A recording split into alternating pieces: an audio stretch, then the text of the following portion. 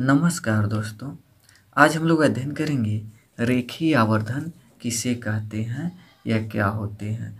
तो रेखीय आवर्धन जो होते हैं यानी आवर्धन का मतलब आवर्धित का मतलब किसी जो वस्तु है उसका प्रतिबिंब बन रहा है तो उसको या तो बहुत बड़ा करना या तो छोटा करना, उसे ही आवर्धित कहते हैं।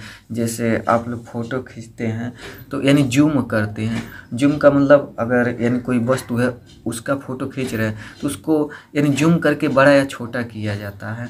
तो उसी प्रकार आवर्धित का मतलब वही होता है जो वस्तु है उसको बहुत यानी प्रतिबिंब में बहुत बड़ा कर देना या छोटा कर देना, वही आवर्धित कहलाता है या आवर्धन कहलाता है। बस यही है, कुछ नया चीज़ नहीं है।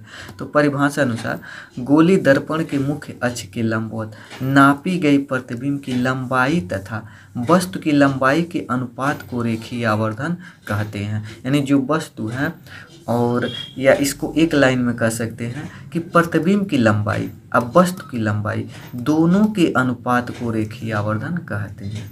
यानी एक लाइन में आप लोग ऐसे भी बोल सकते हैं, प्रतिबिंब की लंबाई और वस्तु की लंबाई दोनों के अनुपात का मतलब वही बटा होता है, यानी दोनों के अनुपात को रेखीय आवर्धन कहते हैं। रेखीय आवर्धन को यम से प्रदर्शित करते हैं।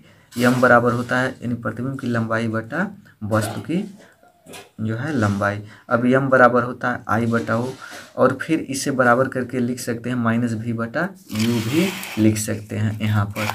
यानी भी क्या है तो प्रतिबिंब की दूरी और यू को क्या बोलते हैं तो वस्तु की दूरी।